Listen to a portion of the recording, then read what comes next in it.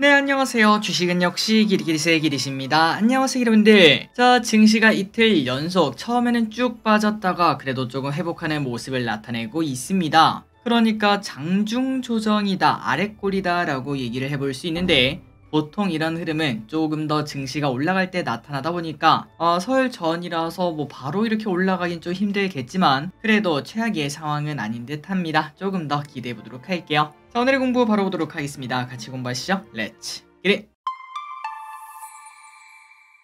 첫 번째입니다. 오늘 중국 증시가 크게 반등. 오늘 우리나라 증시는 변동성이 조금 큰 모습이 나타났는데요. 정강후약의 모습을 나타냈는데 아마도 중국의 영향이 조금 있어 보입니다. 그렇다면 중국 왼쪽에 봤더니 무려 3%나 급등하는 모습인데 왜 이렇게 올라가나 봤더니 중국에서 계속 나오고 있죠. 주가 부양 의지가 또다시 나타났다는 소식. 그래서 이렇게 상해 종합 등 항생도 좋은 모습을 보여줬습니다. 그렇다면 어떤 기대감이 나오고 있나? 바로 여기도 공매도부터 시작합니다. 악의적인 공매도를 치면은 처벌하겠다라고 얘기를 했고요. 그리고 사실상 공매도를 치지 못하도록 공매도를 제한하겠다 등등 이러한 이야기를 꺼내고 있다고 하네요. 물론 아직까지 확정은 아니라고 하지만 그래도 그런 기대감이 나오며 중국 증시가 강하게 반등하는 모습인데 진짜 이게 바닥일지 한번 고민을 해보고 올해 항생 ETF 등 중국 관련 ETF가 어디까지 올라갈지도 한번 생각해봐야 될 것 같습니다. 다음입니다. 하지만 아직도 추가 하락 가능성, 반등이 나오는 모습입니다. 방금 전에 봤다시피 이 정도면 강한 반등이다 라는 얘기를 해볼 수 있겠죠. 하지만 아직도 떨어지는 칼날이기 때문에 진짜 바닥일지는 아무도 모를 듯 합니다. 그리고 지금 현재 중국 증시, 사실 우리는 다른 나라 이야기다 보니까 잘 모르실 것 같은데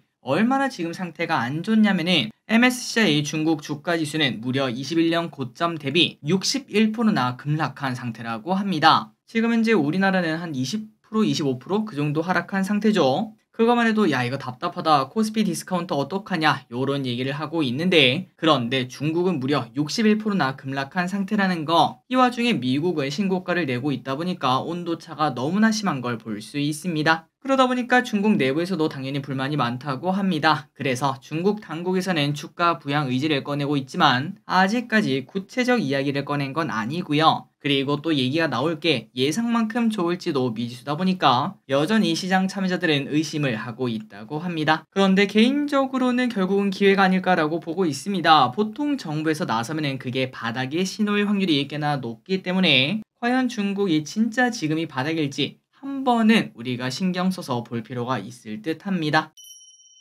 다음입니다. 이 와중에 미국에서도 잘 못 나가는 친구가 있어요. 그 친구는 바로 테슬라인데 어제 테슬라는 무려 3%가 넘는 하락세를 보였습니다. 장중에는 6% 급락하다가 그래도 아랫골이 단계 3%라고 하는데 최근 들어 주가 흐름을 보면은 더 떨어져도 할 말이 없는 떨어지는 칼날인 걸 볼 수 있죠. 그래서 시가총액도 원래는 6등이었는데 10위권까지 떨어지는 모습이라고 합니다. 그렇다면 어제 테슬라가 하락한 이유가 뭔가? 일단 독일 소프트웨어 기업인 SAP에서 테슬라 전기차 구매를 중단했다고 합니다. 또한 월가에서는 테슬라의 예상 인도량을 낮추는 모습까지 보여주면서 투자 심리가 악화될 수밖에 없었다고 하네요. 그리고 또 이 와중에 일론 머스크의 마약 이야기 등등 또다시 오너 리스크가 등장하는 모습도 보여주고 있습니다. 그런데 여기서 우리가 생각을 해야 될 거는 테슬라는 우리나라 서학개미가 가장 많이 들고 있는 기업 중 하나입니다. 아니 1등이죠 1등. 그렇기 때문에 최근 미국이 최고치를 찍는 모습에 많은 분들이 야 이거 미국 한 사람들은 진짜 돈 많이 벌었겠다 라고 예상을 해볼 수 있긴 한데 하지만 만약에 내가 서학개미인데 테슬라 비중이 좀 컸다면은 실제로 데이터를 봐도 테슬라를 가장 많이 들고 있으니까 그런 사람들이 당연히 적지 않겠죠. 아마도 그 사람들은 서학개미인데도 불구하고 한국장이 있었던 게 더 나을 수도 있다 이런 얘기도 하실 것 같습니다. 그래서 우리가 이런 걸 봤을 때 한국장이냐 미국장이냐 물론 중요하긴 하지만 그거보다 더 중요한 거는 내가 그 안에서 오를 주식을 찾을 수 있냐 없냐 그 실력도 더 중요하다는 걸 한 번 더 느낄 수 있죠.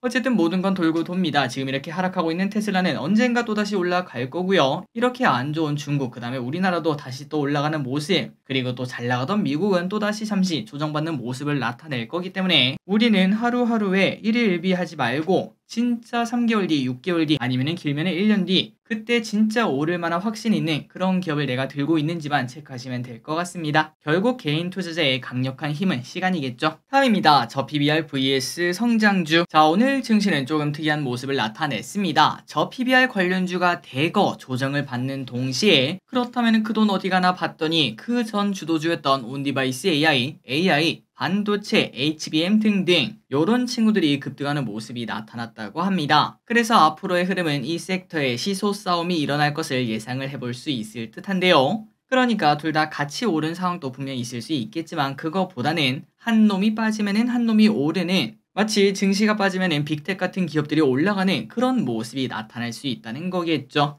그래서 제주반도체 등 요 친구들과 저 PBR 관련주의 시소 싸움을 잘 봐야 될 것 같습니다. 그렇다면 앞으로 더 오를 친구가 누군가 이거는 뭐 정답이 없겠지만 오늘 워낙 제주반도체라는 기업이 좋은 모습을 나타내서 당분간 이쪽 섹터가 좋을지 체크를 해봐야 될 것 같습니다. 다만 내일 오늘 급등했던 친구들이 내일 또 대거 조정을 받는다면 하루짜리 반등이었구나 라고 또 마음을 접어야 될 것 같고 만약에 내일 오르거나 아니면 오르지 않더라도 오른쪽으로 기어가는 모습을 나타낸다면 추가 상승 가능성까지 열어놔야 될 것 같습니다. 한번 내일 보도록 할게요. 다음입니다. 나도 저 PBR인데 저 PBR의 대표주자, 고배당의 대표주자면은 사실 통신주를 빼놓을 수 없습니다. 그럼에도 통신주는 너무나 약한 모습을 보여주고 있어서 주주들의 속이 타들어가고 있다고 합니다. 자, 그렇다면은 저 PBR 관련주가 올라갈 때 통신사는 왜 못 오를까라고 봤더니 전문가들의 의견을 봤을 때 호재보다 악재가 더 많기 때문이라고 합니다. 일단 가장 큰 거는 실적 악화가 있고요. 그리고 제4 이통사가 등장하고요. 단통법이 폐지가 되는 등 악재가 너무 큰 걸 확인할 수 있다는 거겠죠. 다만 하나증권에서는 SK텔레콤 같은 경우에는 5만원 이하에서는 무조건 담아라 이렇게 말을 하고 있다고 하니까 혹시나 통신주, 그 다음에 고부당주에 관심이 있다면은 도대체 무슨 근거로 이렇게 말을 했는지 한번 리포트 확인해 보시면 좋을 것 같습니다. 다음입니다. 블랙먼데이 가능성. 오랜만에 부정적인 소식 하나 보도록 하겠습니다. 미국의 유명 경제학자인 데이비드 로젠버그가 증시 급락 가능성을 꺼냈다고 하는데요. 그 이유가 뭔가 한번 봤더니 지금 증시 상황은 양극화라며 상승하는 애들은 계속 상승, 하락하는 애들은 계속 하락하는 모습 보여준다고 합니다. 그리고 이러한 흐름은 1987년 블랙 먼데이가 나타나기 전이랑 매우 비슷하다 이렇게 말을 했다고 하네요. 실제로 지난주에 한번 봤더니 S&P 500 지수는 상승 마감한 걸 볼 수 있었지만 지수 내에서는 상승보다 하락한 기업이 2배나 많았다고 합니다. 그만큼 쏠려 있다고 볼 수 있겠죠. 그리고 이런 현상은 블랙 먼데이 이후 36년 만에 처음이다 이런 얘기를 했다고 하니까 살짝은 걱정이 되는 모습입니다. 다만 작년에 우리가 한번 양극화 진짜 쏠림주가 뭔지 우리가 봤었죠. 코스피랑 코스닥 그때 에코프로 친구들이랑 포스코 친구들 그 친구들만 엄청나게 급등하다 보니까 지수는 오르는데 하락 종목이 2배, 3배 많은 그런 기현상을 우리가 이미 작년에 봤었습니다. 그렇다고 그 이후에 폭락 같은 게 나타나진 않았죠. 물론 이제 많이 올랐던 친구들 그 친구들이 지금 봤을 때는 많이 조정을 받았는데 그렇다면 최근 들어 미국 증시에서 많이 오른 애들이 있지 않겠습니까? 그 친구들이 조금 조정을 곧 받겠구나라는 얘기는 당연히 따라 나올 수 있을 듯 합니다. 다음입니다. 오늘 상장한 공모주는 좋아. 오늘 공모주 2개가 상장을 했습니다. 하나는 스튜디오 3익 그리고 하나는 신형 스펙이죠. 일단 가구 관련주인 스튜디오 3익은 시초가에 바로 매도했다면 무려 3만원이 넘는 수익을 바로 얻을 수 있었다고 합니다. 그런데 놀라운 거는 저 기릿과 힐릿 둘 다 못 받아서 오늘 아침에 손가락만 쭉쭉 빨고 있었죠. 그리고 저 기릿이 받은 스펙 같은 경우에는 조금은 실망스러운 모습이 나타나다 보니까 커피값 정도의 수익만 줬다고 합니다. 그래서 이런 걸 봤을 때 이제는 스펙이 조금은 재미없어지는 걸 확인할 수 있는데 앞으로 스펙 청량할 때는 한번 고민을 해봐야 될 것 같습니다. 어쨌든 기대분들 수익 축하드립니다. 다음입니다. 판매량 전망이 뚝뚝. 올해 아이폰 전망이 좋지 않다는 거 계속 우리가 공부하고 있습니다. 그래서 아이폰은 AI로 이 상황을 타개하려는 모습이 나타나야 되는데 내년에 AI 탑재가 예상이 된다고 하니까 애플의 걱정이 이만저만이 아니라고 하네요. 그러다 보니까 당연히 한국의 아이폰 관련주도 벌써 몇 년째인지 모르겠지만 올해도 눈높이를 낮춰야 된다고 합니다. 이베스트 투자증권은 LG노텍의 목표가를 35만원에서 30만원으로 낮췄다고 하며 그 이유는 중국 내 아이폰 흥행 기대치가 감소했다고 하죠. 그런데 우리가 어제 봤습니다. 이거 한번 다시 복습해야겠죠. 지금 현재 LG노텍 가격이 20만원, 목표가가 30만원이다 보니까 야 그러면 지금 사면 돈 벌겠네 라고 생각하면 안 된다는 거. 우리가 어제 공부를 했었습니다. 매수 리포트도 목표가가 올라가는 친구들을 무조건 우선적으로 꼭 보시길 바라고요. 목표가가 멈춰 있는 것까진 괜찮지만 그런데 목표가가 조금이라도 하락한다. 혹은 리포트 제목이 뭐 바닥을 지나가는 중 더 이상 나빠질 때가 없다 등등 이런 식으로 최악에서 조금의 그 가능성을 찾는 제목들 그런 친구들도 이제 올라갈 확률이 그렇게 크지 않기 때문에 물론 잘 걸리면 대박이라고 볼 수 있지만 확률상 크지 않기 때문에 일단은 조금 더 의심을 해볼 필요가 있습니다. 어쨌든 아이폰 관련 이야기가 계속 나오다 보니까 아이폰 관련주는 조금 피할 필요가 있겠네요. 다음입니다. 삼성전자 M&A 소식 꺼낼까? 이재용 회장의 1심 무죄 소식이 나왔죠. 그러다 보니까 드디어 M&A 이야기가 나올 것 이런 뷰가 나오고 있습니다. 그렇다면 삼성전자는 어디에 신경을 쓸까 한번 고민을 해봤더니 일단은 신경 쓸 곳이 정말 많다고 하는데요. 가장 중요한 거는 바이오, AI, 로봇, 시스템 반도체, 6G 등 너무나 많은 기술이 미래에 필요하다 보니까 어떤 거를 선택할지 우리가 지금 당장 예측하기 어렵다고 합니다. 하지만 분명 뭔가를 선택하긴 할 겁니다. 지속적으로 삼성전자 M&A 이야기가 나오다 보니까 개인적으로 작년 초 로봇주의 대세 상승 테마를 만든 게 또 삼성전자 아니겠습니까? 그렇다면 언젠가 또 분명 삼성전자가 뭔가를 뭐 M&A를 한다 아니면 여기에 신경을 쓴다 이런 얘기가 나올 겁니다. 그 섹터가 올해 주도주가 될 확률이 매우 높기 때문에 첫날에 우리가 빠르게 판단해서 바로 매수할 수 있도록 일단 위에 있는 바이오 AI 로봇 시스템 반도체 6G 과연 3전이 어떤 걸 살까? 그리고 만약에 그렇게 된다면 얼마나 어떤 친구들이 올라갈까 이런 것들도 미리 고민해 볼 필요가 있을 듯 합니다. 다음입니다. 일본 금리 완화 끝내나? 최근 일본에서 물가와 임금 상승에 대한 낙관적 시각이 커지고 있습니다. 그러다 보니까 지난 17년간 이어온 금융 완화 정책을 끝낼 것이라는 전망이 힘을 받고 있다고 하는데요. 참고로 지난달 일본은행은 마이너스 0.1%로 동결하며 마이너스 금리 정책을 유지를 했었는데 그런데 당시 회의록을 보면 마이너스 금리 종료에 관한 요건이 충족되었다거나 출구에 대한 논의가 필요하다 이러한 발언이 나왔다고 합니다. 그러다 보니까 아마도 3월 발표되는 지표에 따라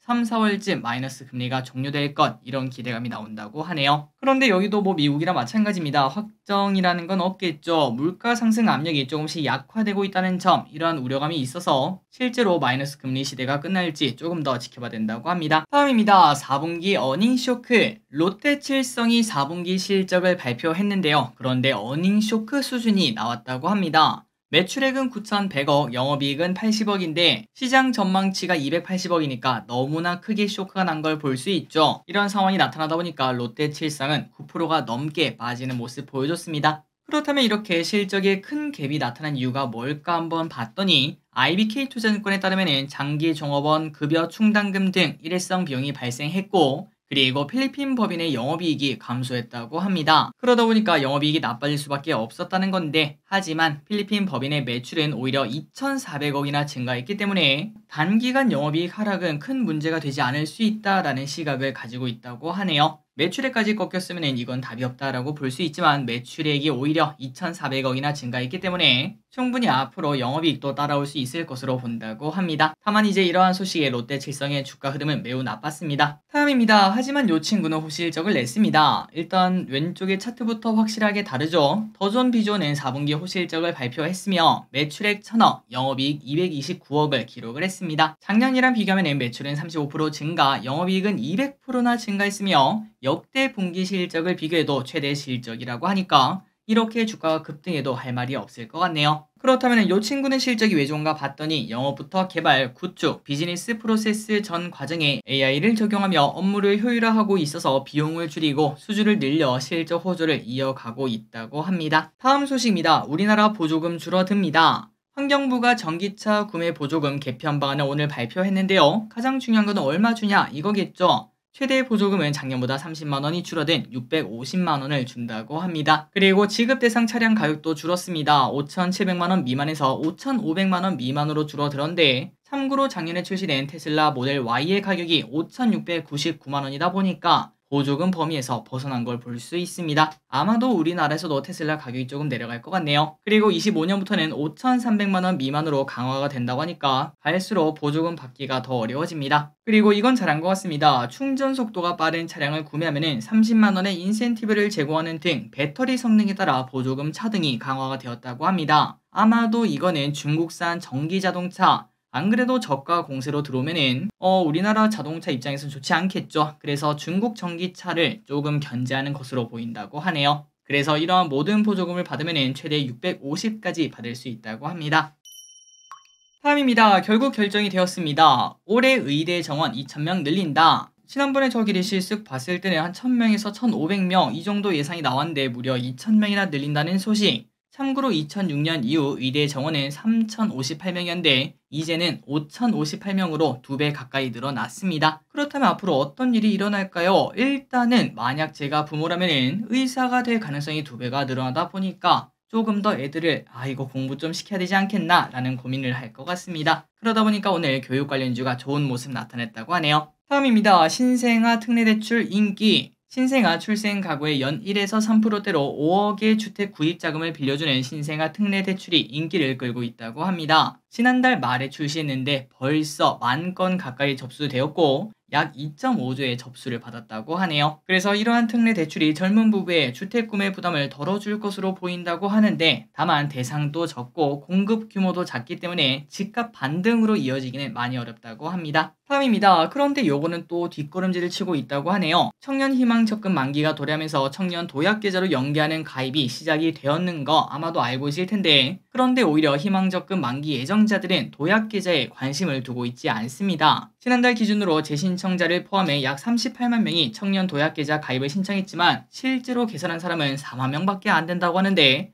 그렇다면 그 이유가 뭔가 확인을 해봤더니 5년 만기라는 기간 너무나 길다. 내가 도대체 5년 뒤에 살아있을지도 모르겠다. 물론 당연히 살아있겠지만 그만큼 긴 시간 때문에 가입이 좀 꺼려진다고 합니다. 그러다 보니까 이 돈이 어디 가나 봤더니 예적금 쪽으로 흘러가는 모습도 나타난다고 하네요. 지난번에 우리가 K뱅크 10% 특판 상품 하나 봤었죠. 그 친구가 하루 만에 마감되는 등 매력적인 상품이 빠르게 매진되는 모습이 나타난다고 합니다. 그리고 제 주변에서도 마찬가지더라고요. 청년 도약계좌 5년이라는 기간이 너무 부담돼서 고민하는 친구들이 많았습니다. 다음입니다. 에너지 대란 가능성. 야, 이게 도대체 무슨 흥구석유사라는 소린가 하고 봤더니 미국의 대표 에너지 기업인 옥시덴탈 CEO가 에너지 대란 가능성을 꺼냈다고 합니다. 지금 이렇게 유가가 조금 약한 이유는 공급 과잉의 상황이라서 어쩔 수 없지만 그런데 조금만 지나면은 공급이 부족해지는 상황이 올 것이며 내년 말에는 공급 부족 현상이 확정적으로 나타날 것 이렇게 말을 했다고 하네요. 그래서 앞으로 당연히 유가가 급등한다는 소리겠죠. 워렌 버핏은 이걸 예상하고 옥시덴탈을 산 건지 조금 의심이 됩니다. 다만 1년 정도 뒤에 이런 흐름이 나타날 수 있다고 하니까 지금 당장 유가가 급등하는 건 아니라고 합니다. 이 부분 참고하시기 바랍니다. 다음입니다. 먹고 살기가 힘든 와중에 돈은 어쨌든 모아야겠죠. 그래서 사람들에게 돈을 어떻게 모을 건가, 뭐부터 줄이고 싶냐 이렇게 물어봤더니